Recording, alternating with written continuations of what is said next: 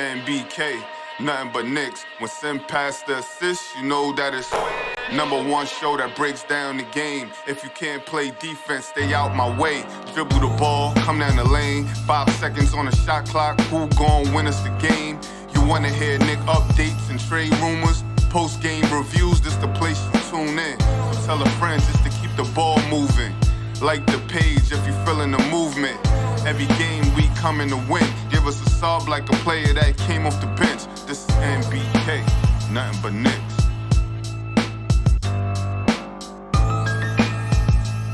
Knicks family, what's poppin'? It's your boy. I'm back in the studio, ladies and gentlemen, and I'm glad to be here. Under the circumstances, I guess I should say, because, of course, the Knicks playing an elimination game tonight. If we don't get this win tonight, it's a wrap, ladies and gentlemen. It's a wrap, but you know what? I believe in this team. Trust me, I believe in this team. I believe we can get a win tonight. It has to start tonight. I'm not thinking about Game 6 or Game 7. The only focus is tonight. Just get a win tonight, and then we worry about the rest. Then we'll worry about the rest. A lot of chatter going on. A lot of chatter. The Atlanta Hawks, Clint Capela, a lot of talk. The Knicks seem a little bit aggravated by not only the Atlanta Hawks, but also the media. A lot to talk about, man, because there's a lot going on in the NBA altogether, let alone just this series. I got my man Cornerstone Kevin in the building. We're going to go ahead and break this thing down and talk about it. I'm pretty sure we'll have some more people join us shortly. Let me say what's up to Cornerstone. What's popping with you, Cornerstone? How are you feeling right now? Hey, what's up, Sim? Salute to the chat. Hey, I feel great, man. I feel great. We knew that it was going to come down to, something like this. And it don't get no realer than tonight, man. Let's just go in there, knock some heads down, and just, get this win, and then we'll worry about Friday. But we got to win tonight, because if not, it's off to Cancun the next day, man. So let's So that'll be what it is, man. That'll be what it is. I mean, and when you look at, you can see it up on the screen for you right now. Not you, Kev, but those who are watching. And big shout out to everybody that's out there. Glad you guys are joining us this afternoon. The Knicks are averaging 99 points per game versus the Atlanta Hawks. 99 points. And coming into this series, the Atlanta Hawks weren't supposed to be a defensive juggernaut. We weren't worried about them being a team that's going to shut you down defensively. But they've done a very, very good job of putting a lid on Julius Randle. Really good job of doing that. With this quasi-zone defense that they're playing, they never commit to the double team, but they're still kind of double teaming, leaving, clogging up the passing lanes and making it tough for Julius Randle to kick out of any so-called double team. So it's been a tough task for the Knicks, and it's really made the New York Knicks have to rearrange and find new ways to score the basketball, which is a problem. It's problematic for them because all season long they've been doing one thing: get the ball to Julius Randle and figure out how to find an open shooter. That's what the Knicks have been doing all season long. All of a sudden, Julius Randle is not drawing that same type of double team because of the way the Atlanta Hawks are playing, and now the offense is being ran through Derrick Rose. And the Knicks just don't have the time to adjust to the offense being ran through Derrick Rose, which has been problematic for the New York Knicks. And a big reason that we are down in this series. You see, the Knicks are shooting, grabbing. Listen, we came into this series worried about rebounding. So far this series, the Knicks have been winning the rebounding battle, averaging about 47 rebounds per game. It's not good enough, though. Not good enough. The Hawks are averaging 43.3. Now, you can attribute some of it to the Knicks just not shooting well and having to grab more offensive rebounds, and the Hawks shooting well and having to grab less offensive rebounds. because the Hawks are shooting better than the Knicks. They're not shooting spectacular, but they're shooting better than the Knicks in this series. The Knicks are shooting 40.3% from the field in the series. They're shooting 32.8% from the three-point line. The Hawks are shooting 44.8% from the field, and they're shooting 38% from the three-point line. And the number of open three-point attempts that the Hawks are getting is ridiculous. Wide open attempts. The Knicks are averaging 18.5 assists, while the Hawks are averaging 21.5. The Knicks are averaging 6 steals. The Hawks are averaging 4.3. 6.5 blocks for the Hawks. Only 2.5 for the Knicks. Part of that is because Nerlens Noel is dealing with an ankle injury. So Taj Gibson, he's been the starter. So right in the midst of this series, all of a sudden the Knicks are going through changes. You have a change in your point guard spot. You have a change in your center position. And those two spots, your point guard and your center, like, that's like the north and south pole. That's like your axle in a wheel, right? That's like your axle. Your point guard and your center. That's your axle. And then the wheels go around the axle. And slam in the middle of this series, we change.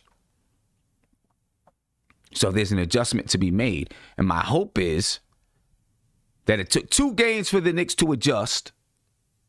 And now we're back. That's what I'm hoping. 2 games for the Knicks to adjust, and now we're back. You know what? If we only changed the point guard spot and maybe not the center spot too, maybe there's less of an adjustment. But we had to end up changing both spots at one time. It's even a bigger adjustment for the Knicks. So let's hope that coming into tonight's game, we've made, we've adjusted. The team has adjusted, figured out a new way to play. And now we can come into this game refreshed, ready to win. Of course, there's a lot of chatter going on. A lot of chatter. We're going to get to some of it. Quindell Barry, thank you for the super chat. He says, Sim, I'm getting flamed by these Hawk fans on Twitter. We have to get this win tonight. Yes, we have to get this win tonight. Tonight. We got to get it tonight. Got to. What? Runchi, hopefully I said your name correctly. He said, isn't that quasi-double team a defensive 3 seconds? It's not a defensive 3 seconds as long as they get outside the paint. All right, as long as they're smart enough to make sure that they step outside of the paint, it's not a defensive 3 seconds. Now, are there times when they're probably camping out in the paint? I'm positive there is, because I've watched it. I've watched it happen where they're kind of camping out in the paint. But as long as the referees don't call it, they'll continue to do it. Mm-hmm. They'll continue to do it. But, Kev, we got to get this win. Your thoughts, your thoughts on tonight. Well, here's the thing. We're pulling out a win. Yeah, here's the thing. We they haven't felt us. They haven't felt us digging into them at all. Even in the game 2 that we won, which you, Steph, and everybody claimed that they were just missing shots. That Atlanta was just missing shots. They haven't missed too many in the last 2 games that they've played. I mean, we've had our opportunities, but it's just a stint where they go on this run and we can't recover. They haven't felt us. They haven't felt us pushing. They haven't felt us doing anything towards them, which is the reason why you get the slander that you get from Capela and all them, saying that we're pushover. They haven't felt us. So I'm hoping that they do feel us. They're going to have to feel us tonight because, like I said, tomorrow we could be, packing up for Cancun tomorrow. So they have to feel us. They have to.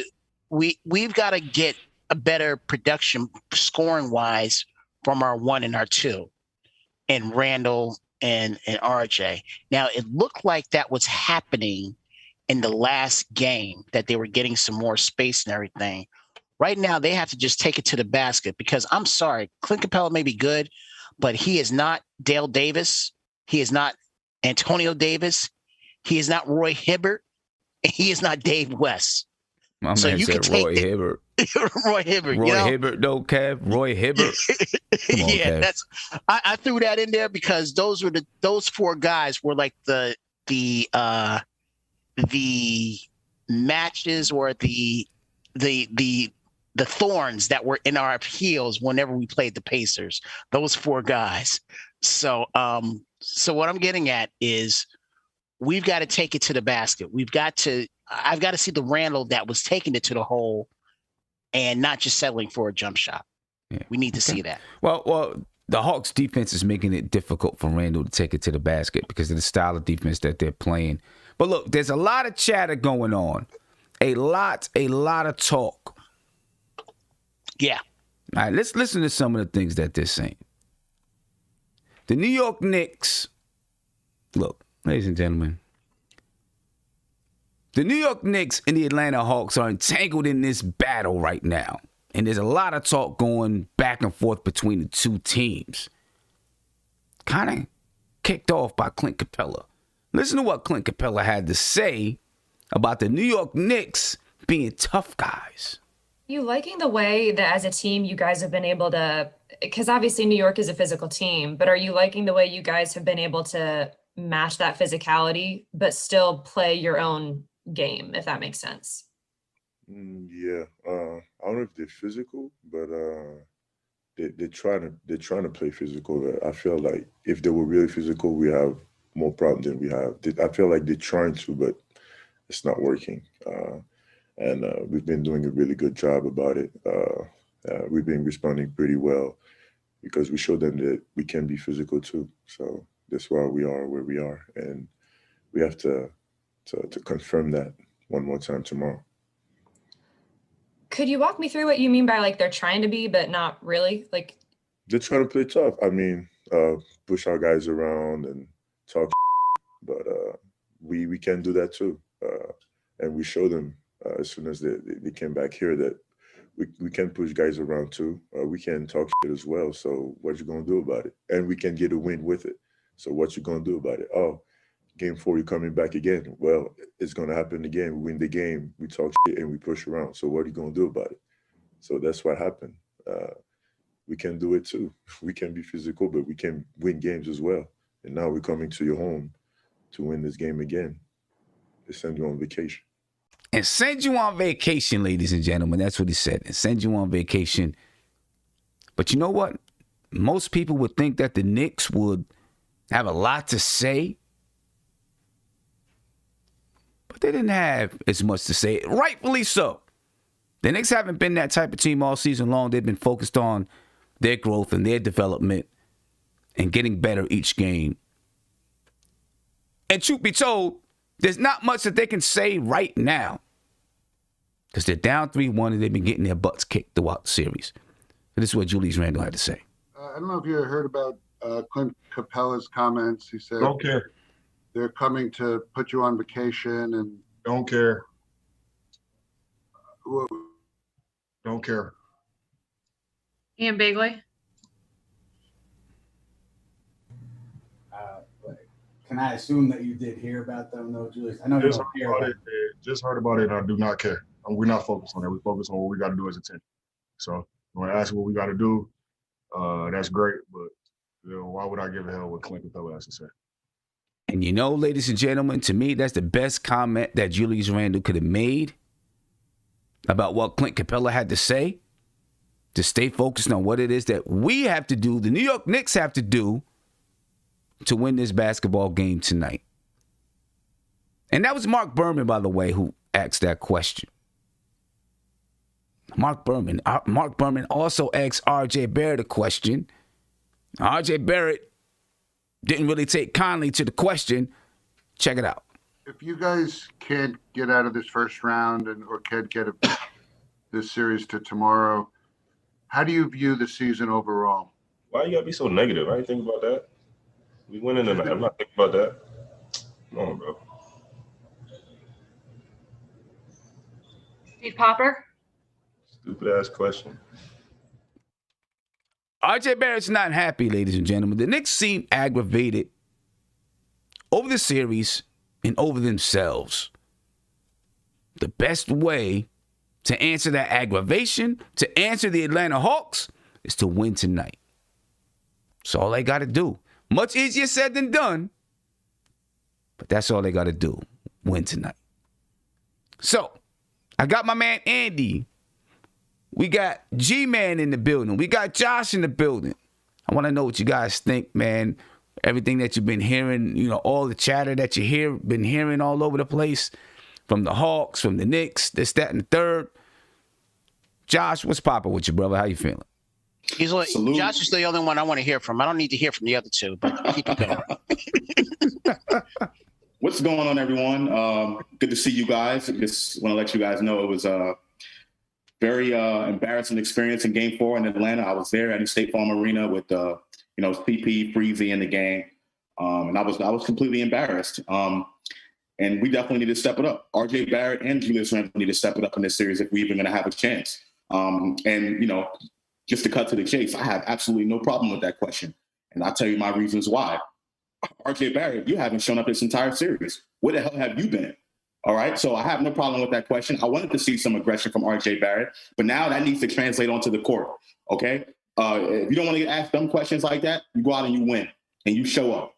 Point blank, plain and simple. I like the way he answered the question. I have no problem with the way he answered it. But, I want to see this on the court. Talk is cheap. You got to be able to win games. And that's just what it comes down to.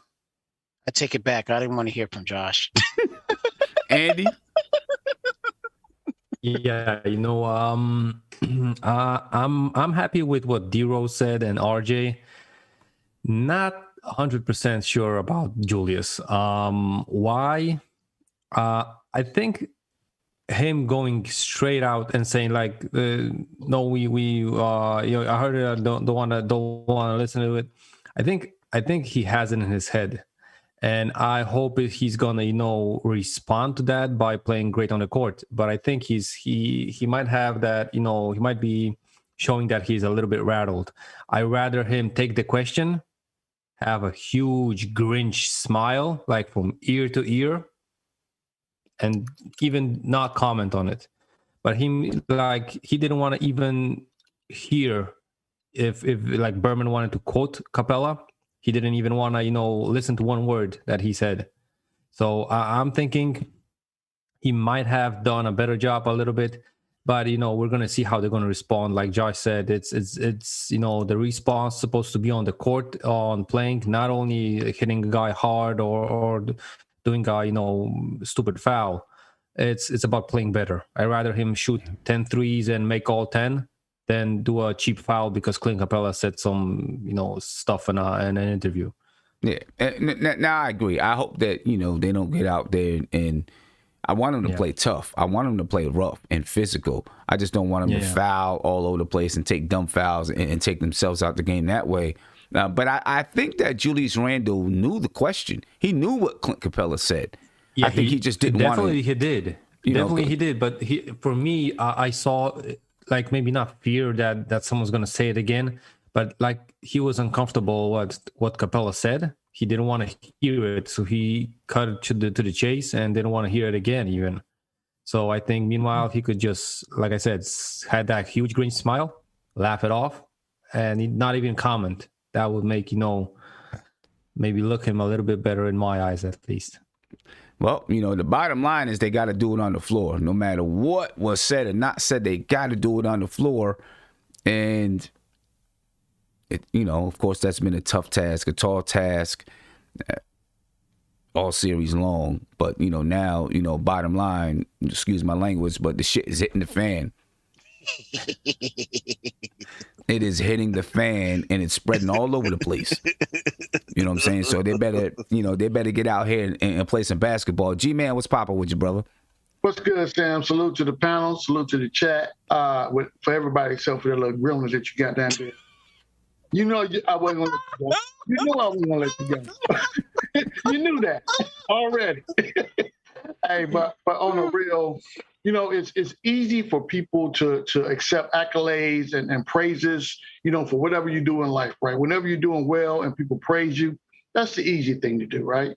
But as soon as something goes wrong or you're not on the positive or the popular side of a situation, then the criticism comes. So the key thing in character building exercises is this. It's easy, like I said, it's easy to accept praise. What are you doing when adversity strikes? Where do you go to when you are not on the popular side of the decision? So all these comments from all these people, we can get on whoever asked the question, the Mark Bermans and whoever these commentators and whatnot, we can get on them all day, right? They have a job to do. So their job, their producers have told them to go into these press conferences and rile the crowd up. That's clickbait for them, right? Mm-hmm. How do you stop that? Perform on the court. Mm-hmm. Point blank, period. I mean, that's all you got to do. Point blank, period. So if you don't want these asinine questions that you get that force you to roll your eyes in the back of your head and say, why are you asking me these questions? To Josh's point, I'm asking these questions because you ain't showing up all playoffs. Simple. If you don't want to get that question, play ball. How about that? You know, I had this shirt right here on 4 Reasons Day. It says, hope is not a strategy, right? Today, I'm full of hope. I'm trying to tell you right now. For this game tonight, I'm so full of hope, I don't know what to do with myself. I believe that just from I guess a personal investment standpoint, the Knicks are going to come out energized. I just hope they're not over-energized. You're overplaying. You're kind of like game one, where they look like that they just couldn't settle down and get back into the flow of the game, right? That you're not taking your time getting the good shots. Your shots look forced and things of that nature. So I just want them to get back. I just want to see the New York Knicks for one game this series play New York Knicks style of basketball. That's all I want to see. If I see that, I'm happy. I haven't seen it yet. I just want to see that. Well, I thought we were seeing it a little in the last game. It looked like Randle and RJ were starting to find their stride a little bit. It was just too late, unfortunately. It was too late. Kev, we lost the game by 25. Again, wait. I understand that. But what I'm saying is they were starting to find it a little bit. I know the game was already lost. All right, I understand that you were there. I understand it. And I turned it off after the towards the end of the third quarter. I said, we're done. But from what I'm seeing, it seems like RJ and Randle were starting to find their niche a little bit. That's all I'm saying. Everybody else has to find their niche now. I'm talking about your Reggie Bullocks. I'm talking about your Burks.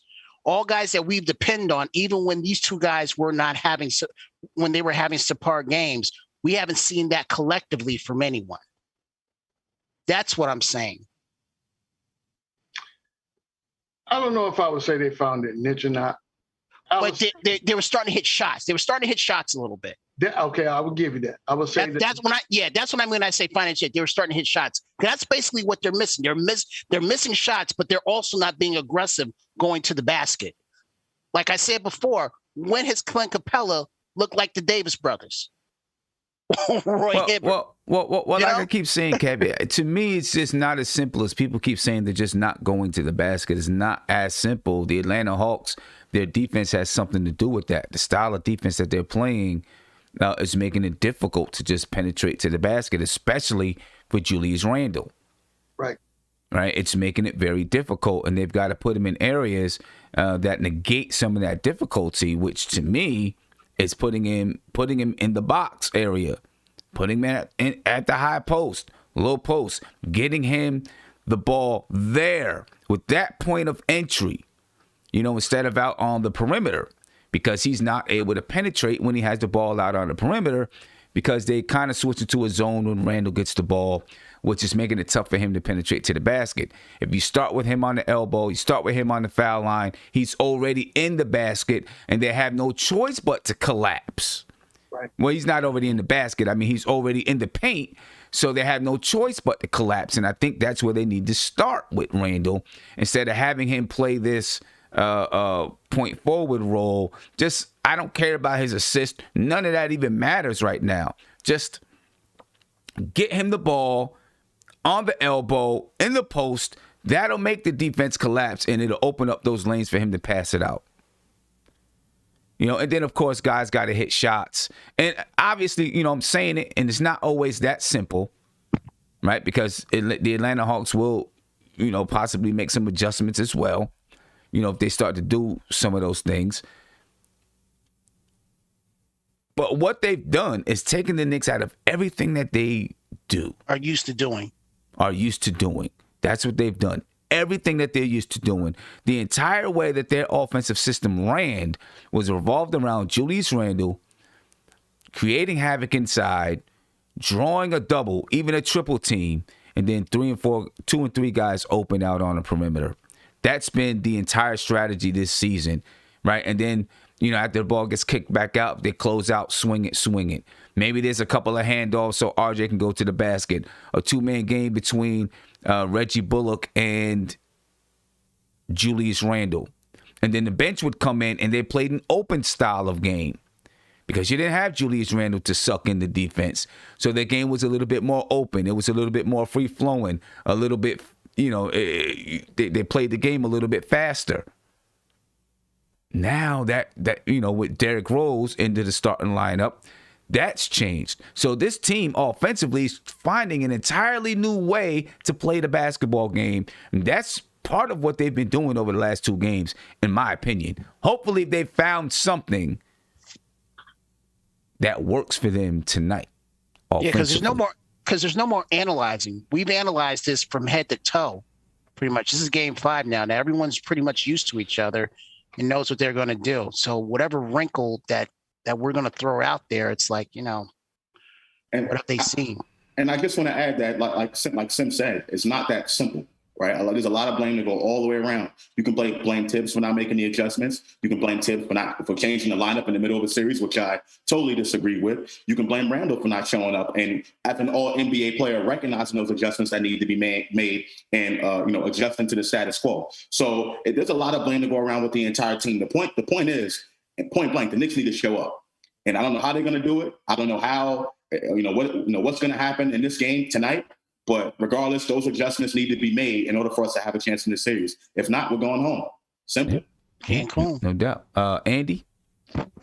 Yeah, I wanted just to say in one sentence, and I hope Kevin doesn't take it as a praise, that he's one of those fans that thinks like Tibbs.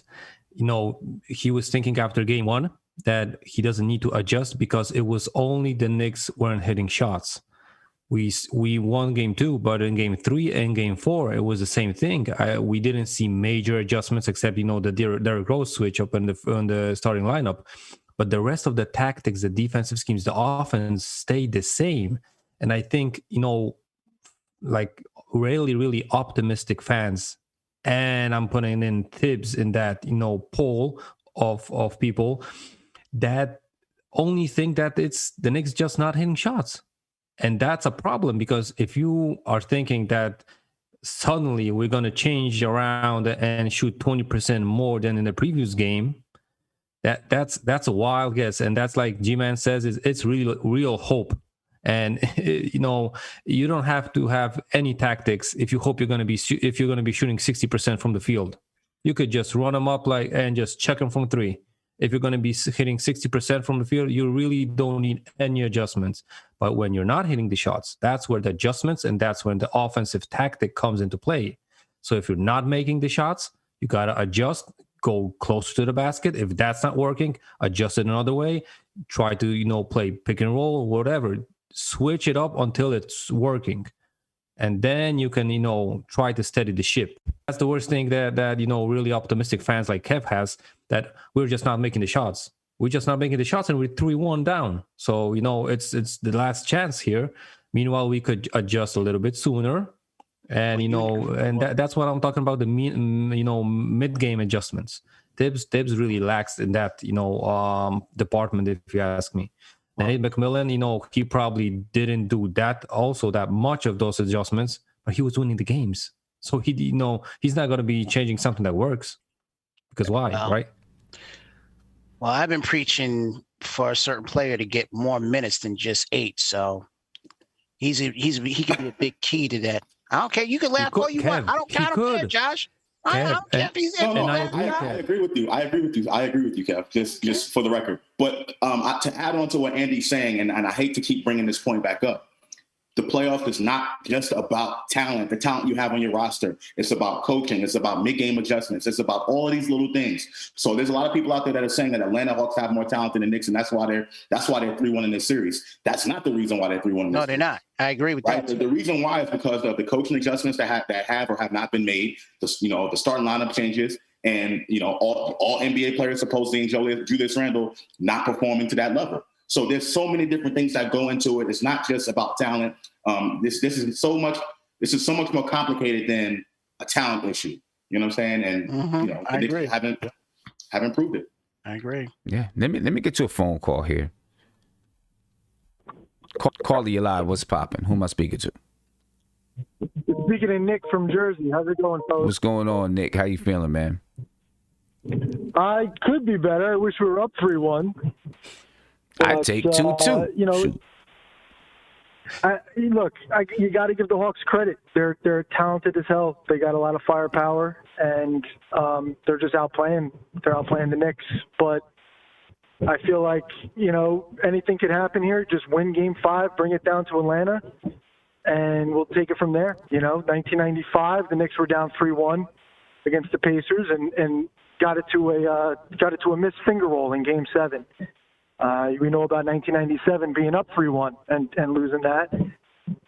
2013 down 3-1. We all, remember that Game 6 in Indiana. That could have went another way, and who knows what would have happened in Game 7 in MSG. So I feel like win this game, it puts all the pressure back on Atlanta, because now they're thinking we better win Game 6. We better win Game 6. We don't want a Game 7 in Madison Square Garden. Right. And it does. The Knicks just have to come out and win it. That's the task, because the Atlanta's offense has just been all wrong for the Knicks to play against. All wrong. Every weakness that we have, they've been able to attack, which is why it's been so difficult for the Knicks to, even though they're not scoring a lot of points, they're averaging 104 points per game, but we're not scoring. So a 10-point lead against this team, because we have such a hard time stopping them from getting the shots that they want. A 10-point lead feels like a 20-point lead. Right, and this 104 that they're scoring feels like 130. Exactly. It feels like they're getting whatever they want, and as soon as we go on a 6-0 run, 7-0 run, they hit us with a 9-0 run, in about 30 seconds. Right. And they're impressive, man. But we beat them 3 times in a regular season, and I know that might as well be ancient history, but they're not 10 feet tall. They had the same record as us this year. Yeah, they're one of the hottest teams in the league, and I think they're going to be a dangerous team going forward. But I think we're dangerous too. It's just we got to hit these shots. We got to hit these shots. So we'll see how it goes out tonight. But I don't know. I don't know, man. I've been listening to you guys, and it feels like I just want to say one thing. Like, Knicks fans need to have some context on this. I know we were amped up about the playoffs, and I know a lot of us felt like, we should at least get to the second round, especially past the Hawks. But this doesn't mean Julius Randle's bad. This doesn't mean that RJ Barrett's bad. This doesn't mean that the team is bad. This is the natural progression of where we're going to be. We're still like 2 years ahead of schedule of where we're supposed to be. And I think that my friend said something very interesting. He said, this could be a blessing in disguise. If the Knicks go on to lose this series, this could be a blessing in disguise in the sense that it's a wake-up call to the front office. Don't fall in love with this roster. Go out and get talent. Yeah, and listen, the playoffs let you know where you really are, helps you to develop your strategy moving forward, and how you're going to grow this team and build this team. I think there are a lot of people out there, and I really didn't want to get into talking about this until this series or the Knicks are eliminated from the playoffs, whether that be tonight or 2 weeks from now. I didn't really want to get into, how we approach this team in the offseason, but how you perform in the playoffs, to me, definitely dictates how you approach the offseason. right? Absolutely. And if the Knicks do lose tonight, I don't think that we should look and say, well, Julius Randle was terrible. Don't bring him back. And there's a lot of fans that are saying that, and to me, that's just wrong, right? Because he's a player that is still developing into who he is going to be, whether that's a star or a 1B player or a 2 player, a B player or whatever it is. He's still developing into what he's going to be, and this is part of his growth and development, just like it's part of RJ's growth and development. Everyone looks at Julius Randle as a finished product, and he's not. Right, he is he's still not only a finished 26 product. years old, and then those '90s Knicks teams, didn't happen until Patrick Ewing was about 3 or 4 years older than Julius Randle is right now. I mean, he's still maturing, and some people are late bloomers, and Julius Randle, I think, is one of them. I think we have a guy who's probably like you said, like a 1B player or a 2 player playing the 1, and we got a guy who's a 3 player who's 20 years old playing the 2. And that's where we are right now. And it's like Knicks fans should not be their own worst enemy here. We should realize that we've created a good perception. That the team has created a positive perception this year. Mission accomplished. Like, we've got a good brand again. People are looking at us. People realize that we got the most passionate fan base in the league.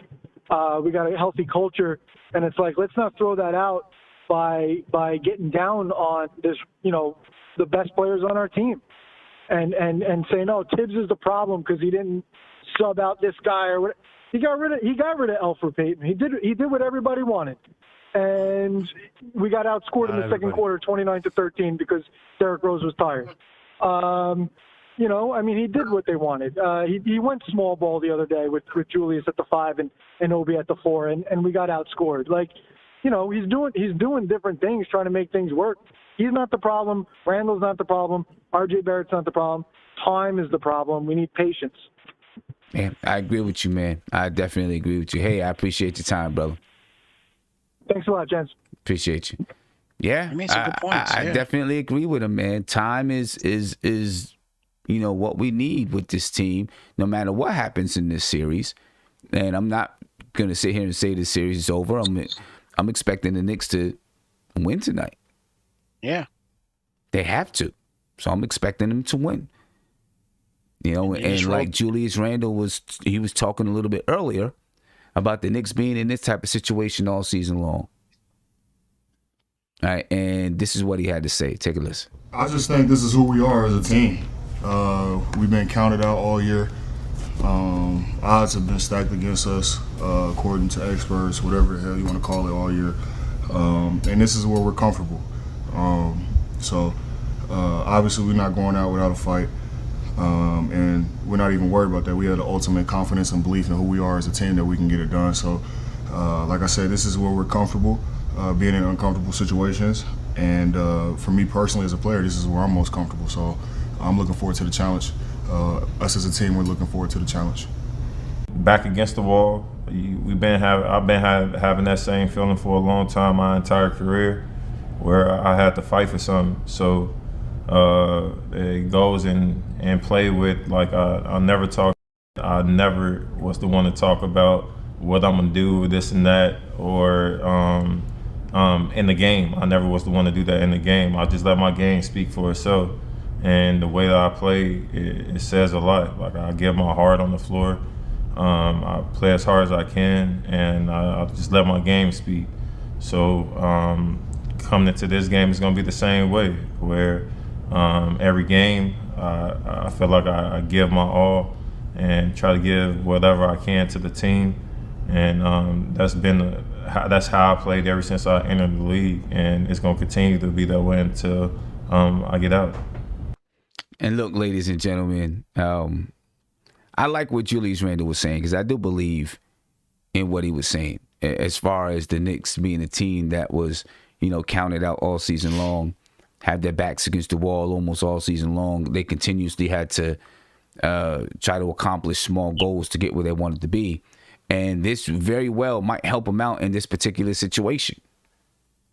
The backs are against the wall. They've been used to it. They've been fighting with their backs against the wall. Can they win? We will see. I believe that they can win.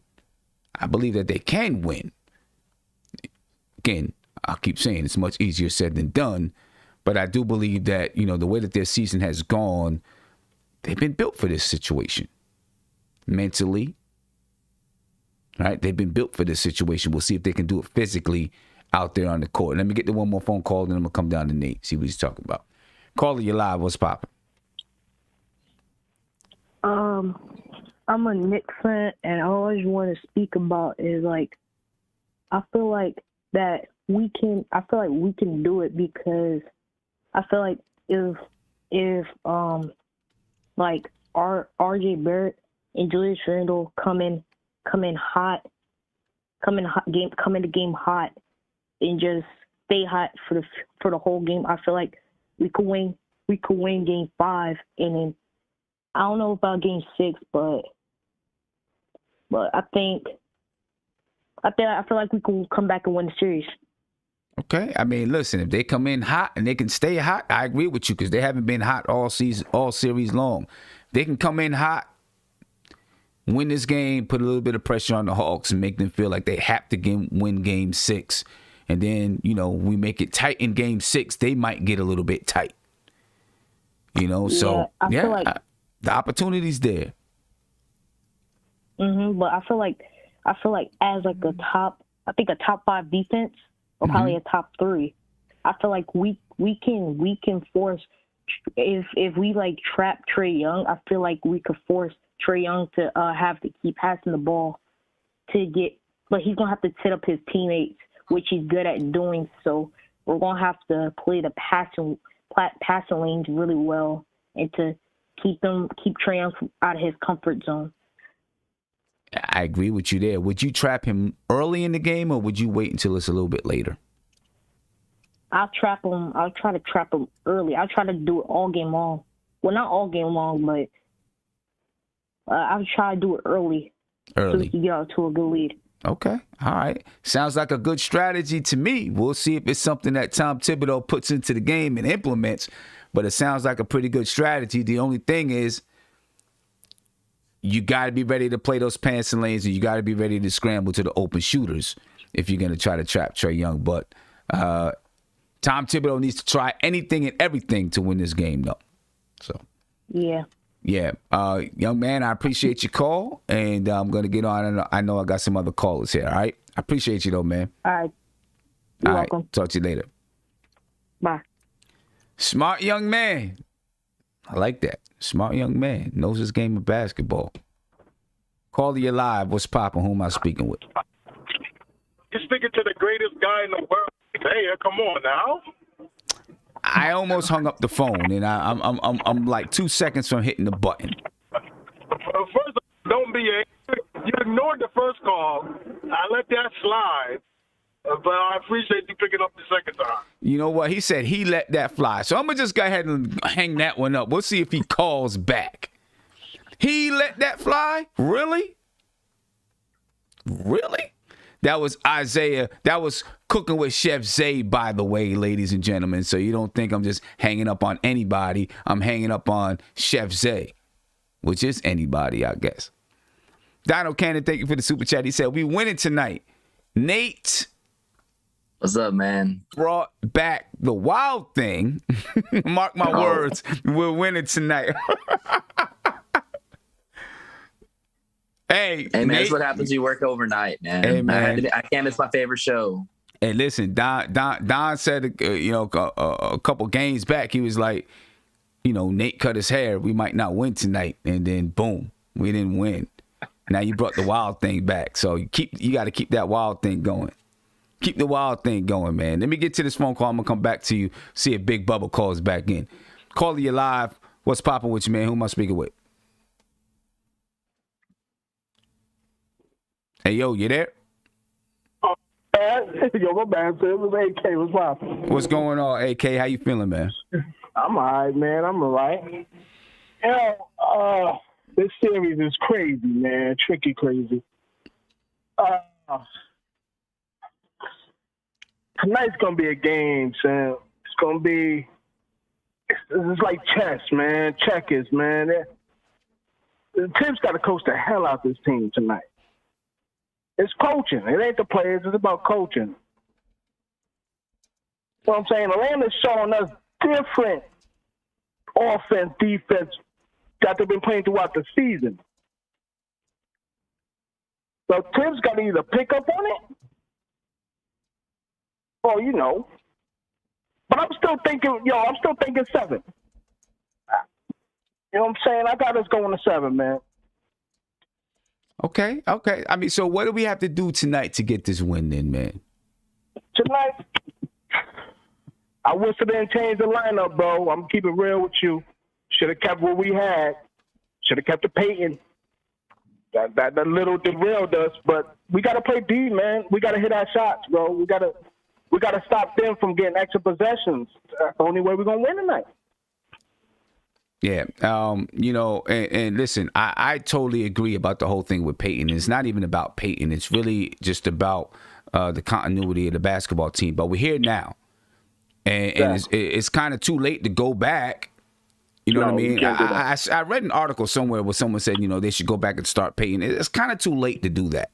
Yeah, exactly. You know, it's too late to do that. So now here we are, and we have this new offense. Kind of a new offense or you know, a new focus on offense. So we got to figure out how to win that way. You know what I mean? Because you can't go backwards. You know what I mean? No. So here we are now. We got to figure out how to win with the new lineups the way that they are.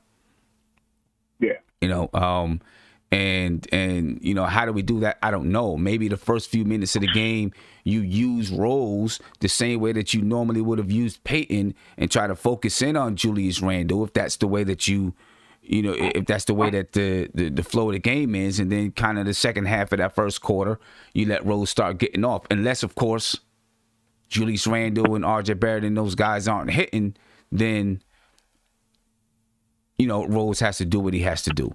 You know what I'm saying? You don't think that's putting more pressure on Rose? I mean, you know, even in the second unit, the pressure was kind of on Rose too. True. You know what I'm saying? Because he had to come in the second unit and be, you know, the focal point for the most part. You know, what, even if it wasn't scoring, just the focal point on being able to control that second unit, get people involved, and those type of things. Now it's like we're relying on Alec Burks to be that guy.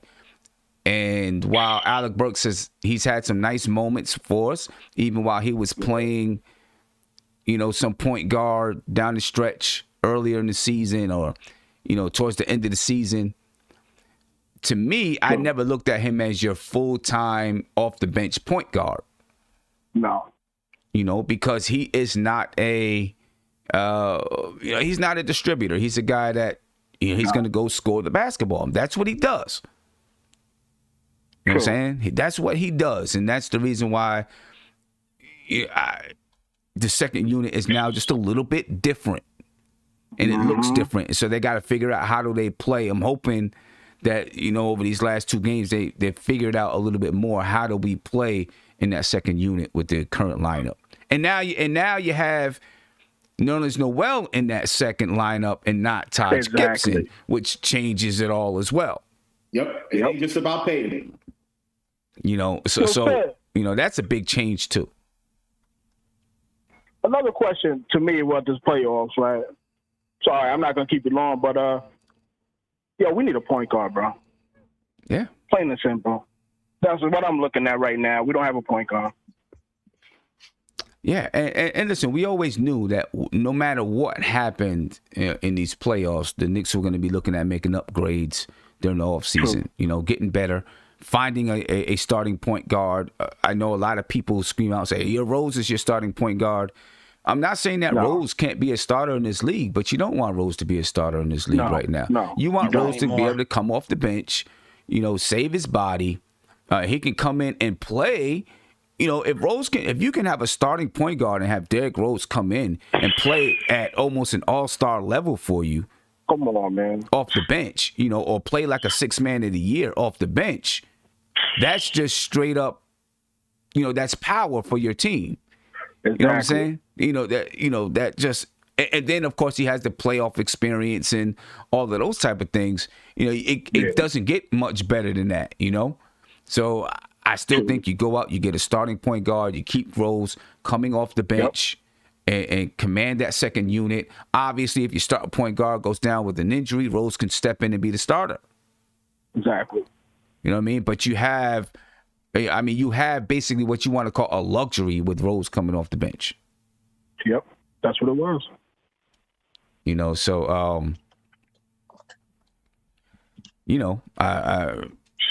in all season, I think they'll definitely, look to find a starting point guard and, someone who can really lead the troops.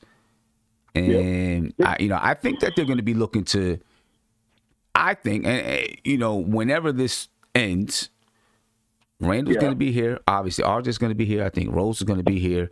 And they're going to look to, they're going to look to make some, I think they're going to look to make some noise. But, you think big moves or you think a couple of moves? I think they're going to look to try to make one big move. To really make some noise, and then of course smaller moves, to build around that team. That's what I think that they'll probably do, and I think that was going to happen regardless of what happened in the playoffs. Exactly. I think throughout the season. Yeah. So, right now we're building a nice infrastructure, and then we're going to build on top of that infrastructure. Yeah. But we're not done yet. We got a lot of work to do tonight. We're not done. We got a lot of work to do tonight. Man. Yo, love the show, panel, good. Let's go Knicks, man. Appreciate you, bro. Exactly. Peace. I almost said I'm out. He said he's out. I almost said I'm out. Nah, man, not yet. I almost said, I'm out. I'm not out yet. I'm still here. I got a couple minutes before I got to get to basketball practice, even though I got I hyperextended my knee the other day in practice. By blowing the whistle? It hurts, man. By blowing the whistle. See, that is By not blowing right, the whistle? man. No, I Josh, was playing basketball. Right. I was playing basketball. I expect that from you. I'm sorry, my bad. I thought you ain't right. You ain't. You can send a 10-day contract. Yeah, I was playing the game, and actually, but I wasn't doing much when I did it. Right, one of the players was on a fast break, and I was running behind, stomping my feet, and yelling like that's that's try to distract the water. Yeah. That's just what I've always done, right? If someone has the break on me, I can't catch him. And scream. Well, we were playing on a court that had the pieces that you kind of put together, right? And they can move sometimes. And so when I stomped my right foot, the court moved backwards, and it made my legs. Yeah, I mean, I work for the school. I coach there, so I'm not going to assume. But the court moved backwards, straightened my leg out, and so I hyperextended my knee. Hurt bad, too. Hurt real bad. I've been limping around. I've been limping around all, since last Thursday. Hey, you figure if Isaiah was with you could have sued him. Yeah, I'm not getting nothing out of that lawsuit. So, anyway, Nate, go ahead, Nate. What's popping, man? What's your thoughts on Can't see the tonight? blood out of a turnip. Hey, man. Yeah, I just woke up from a nap, but I couldn't miss my favorite show, man. So, yeah, sorry if I'm looking a little rough. Look, I'm looking in the chat. Hold on. I'm sorry, Nate. See that? Everybody, look. Some Esco 12 tribes. He said, sit them old ass knees down.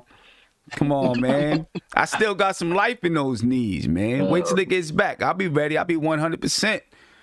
Kevin Bergen said that's old age. Look, I'm growing. That's the bad part. It's not old age, man. I'm growing old like fine wine. That's what that is. Gets better with age. You got a little hiccup every once in a while, but I'm good. But go ahead, Nate. Your thoughts on tonight, man. What are we going to do? Oh, man. So many thoughts. I'm going to keep it short. For me, it's not about the win tonight. And I know people are like, well, we got to win tonight to be still alive. It's not about the win for me. It's about the fight. This team has not been in the fight the last two games. They've been embarrassed. They've been pushed to the point to where they have to commit stupid fouls, in my opinion, or, stuff like just nonsense, in my opinion, like at the end of the game, the last game. This team needs to fight harder. And they need to come out. They need to leave everything on the line. They need to go after every jump ball. They need to go after every loose ball. They need to go after every they need to get in the fight. They haven't been in the fight the last two games, and they're coming home. And damn it, we're not losing this game tonight. If we're gonna lose a series, we're gonna lose it in ATL. We're not gonna lose it in New York. Period. This fan base wants so much for the Knicks to be successful, and they have been successful. But we're not gonna lose at our own house tonight. They're gonna beat us in ATL. And I just want this team to come out and fight hard, because the reality is everybody's gonna be watching to see what the Knicks are gonna do. Are they just gonna roll over and die? Or are they going to keep fighting and try to push a game 7 if possible? And this is going to be a catapult to the offseason. Like, I really feel like if the Knicks come out and fight hard, win this game, and they put up a fight in ATL, and we can get it back to game 7, people are going to see like, damn, this team really is good, and we want to go play for this team. We want to play for this coach. And I think it's all about the Knicks tonight. I really do. I think going forward, it's all about how they play on the court, after having their butts handed to them in the last 2 games and out-coached and all that. I just think it's all on the Knicks to just come out, give it all they got. I mean, we know the Hawks are a good team. We know they're a deep team. We know they're a better team. But I still want to see the fight in this team. I want to see them take the fight to the court, everything. I want to see it all, man. Leave nothing no stone unturned. Leave nothing behind. Yeah, no doubt about that. Big shout out to Legion of Podcast. He says Sims got to get his knees drained just for walking up the stairs. But what the issue with that though is, Kev? You know what the issue with that is? Maybe I do have to get my knees drained just walking up the stairs, but I still like smack him one-on-one. So who's that really say something about me or him? You know what I mean? Just saying. Big shout out to Peachtree Ministries. He said, it's been really fun. I'm going to miss you guys. Off to Philly now. Listen, don't put too many peaches in one basket, Peachtree. Yeah, exactly. All right? Don't put too many peaches in one basket. That's all I'm going to say. What was the score that the Patriots and the Falcons, that Super Bowl? What was that? Yeah. Right. 25-3. Right. Don't put too many peaches in one basket on your way to the park, man. Exactly. It's a big one tonight. Definitely a must win. Gotta win this game. That's bottom line. That's it. You lose it, it's over. I'm not even going to get into really, we touched on it a little bit. Not going to get into any off-season talk until this thing is done. The only thing I will say, though, is whoever goes on to the next round, Joel Embiid has a torn meniscus. Yep. And that could definitely impact that series. Yeah. That's big. That is big. He has a torn meniscus. He's day-to-day right now.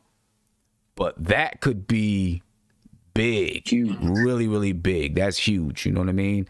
If we can find a way to get this to game 7 and do what we can do in game 7, man, and then, see what's going on in Philly.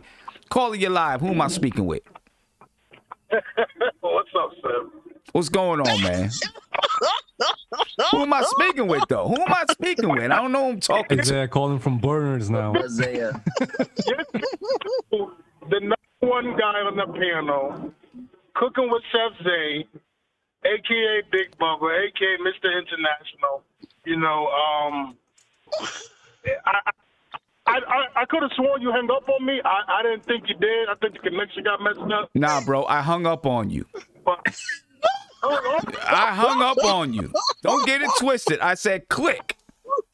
He went through the tunnel. You hung up on me. All right. Hey, Ken, I hear you laughing. I don't know why you laughing. But it's that fun, Kev. All right, all right, okay. So Sim, what are we talking about, Sim? What are we talking about? Oh, say what you gotta say, bro. If you don't know what we're talking about, then I don't know where you are. Say what you gotta say, man. Say what you gotta say. Kev, I swear to God, Kev, keep laughing. Keep laughing, see what's gonna happen. All I wanted to say, Sim, was listen, tonight is a big game for us. We all know this, and I believe the Knicks are gonna win, man. I feel really confident about tonight. A lot, these guys on the Atlanta side have been talking. You got Clint Capela talking. I think this is going to motivate the Knicks. You seen RJ today. He had the attitude with Mark Berman. I think these guys are ready, Sim. I think these guys are locked, focused, ready to go. Listen, again, I hope Tibbs did a little changing of the lineup. I hope he put D-Rose back in the second unit. And, and I hope he put Frank in there. We don't need to see Payton. We all know how that is. And hopefully he put Noah's back there. And I believe that's how it's gonna. I think that's how we're gonna win tonight, man. I think with a strong second unit and the guys are locked in, I think we're gonna win. It's gonna be a tough game, but we're gonna take this back to the end. We're gonna take one game at a time, and hopefully we get this back to 7. I hope so. I don't think D-Rose is coming out of the starting lineup. I think D-Rose is. I mean, you made the switch. You got to rock with it now. You know what I mean? I don't think that's coming out of the starting lineup. I think the Knicks got to learn how to play with their new, with their new lineups. That's it. Well, the only thing that bothers me though, Sim, is that because now people are like questioning quickly and all this stuff. But again, people got to understand now that D Rose had that second unit humming. He had quickly playing decent. Obi was playing great. Tyson and those guys were playing good. Now you're probably right. He's probably not going to change D Rose because that's probably too much. But hopefully this second unit got to step up because I think we're going to need that big push in the early second quarters to get this game going. Going because listen, man, I want to annihilate these guys tonight, Sam. It's been way too much talking on this side. They're very cocky. They're very they just think they got this in the bag. But one thing that Julius Randle said that stuck with me was that listen, this has been the Knicks all season long. Their backs against the wall. There's been times we had like a 5-game losing streak, 3-game losing streak here. And everybody's just like, oh, we're going back to the lottery. But then this team always answers the call. And I really do believe that these guys are going to do it, man. I really, really do. Well, let's get it, man. They have. They've always answered the bell. All season long, they've responded. They've found a way to respond. Hopefully we can do it tonight, man. Hey, Sid, man. I'm about to head out because I'm driving right now. I just want to say, man, I know you didn't hang up on me. And I just did it again. And I just did it again. Come on. He's talking about. I know you didn't. And I just did it again. That's on the beach. But listen, guys, I've got to head to practice. Hopefully I don't sprain my other knee. But I do want to I'm going to come to Andy, then I want to get you guys keys to the game. What keys to the game are going to get us this victory tonight? Got it, Andy. I just got one question because it's really important we, answer it before this game. Since this might be our last game, not only in MSG, but on this, season and the playoffs. My question is, do the Knicks players deserve a round of applause after this game if they even lose it? Oh yeah, they do. Yes. I think so. You guys think the Knicks fans are gonna stand up? Josh, you ain't even right, applause man. them. Josh, you ain't even right. If I was there, I would do it. If I was there, I would. And I wouldn't be applauding them because they got beat 4-1. I'd be applauding them because they beat the odds. Exceeded expectations of what they were supposed to do this season. Exactly. You know, you're gonna lose. It's gonna happen, but it doesn't mean that you didn't create something that you can build upon. And that's what happened with this team this season. You know what I'm saying? A loss to the Hawks is terrible, right? You're the 4th seed. You have home court advantage. It's terrible, but there wasn't supposed to be 41-31. Exactly. Not one person on this panel thought that they were going to be 41-31. I said 35 plus. That was it. At the end of the season, before the season started, we figured that this team was going to hopefully be able to get into the play-in. So yes, I think that they deserve a round of applause from the crowd. Mm-hmm. What are you going to boom? Mm-hmm. No. Sim, they get blown out, we might boom. These kind of fans, I you never know, bro. I don't think so. I think the crowd would definitely. I think the crowd would definitely appreciate them. First, I think they'll definitely appreciate them.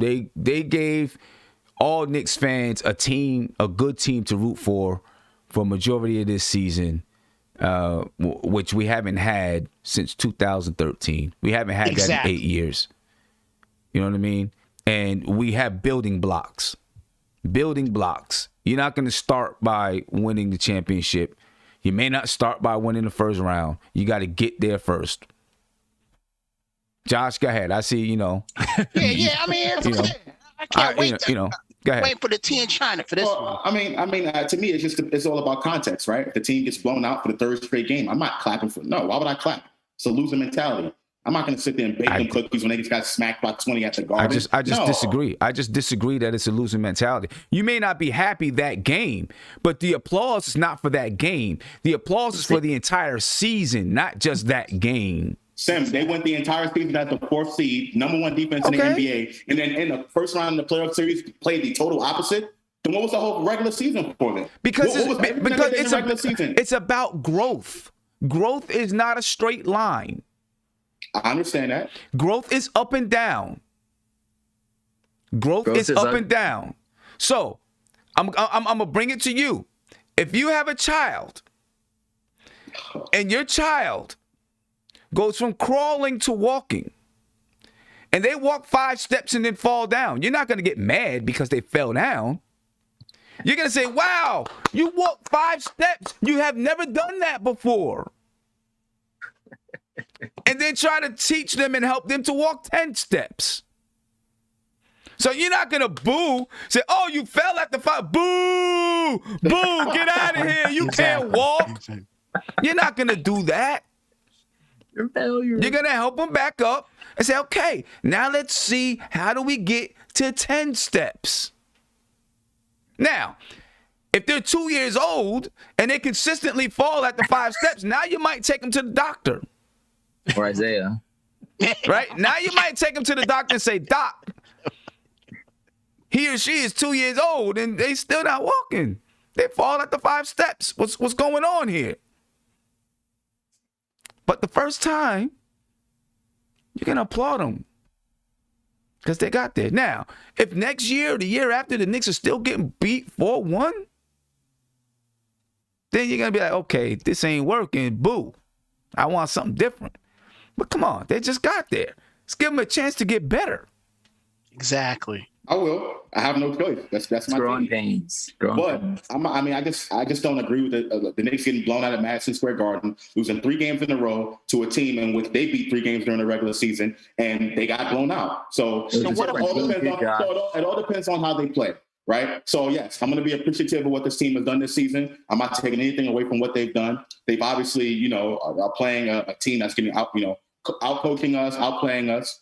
And they've shown up in at least, one of the games this particular series. But it's all about context. And I'm not going to sit here and bake the team some cookies after they just get blown out by 30. That's not going to happen. But I am proud of the way this team has performed this season. Let's see if we can keep it going. I want to see some fight in this team.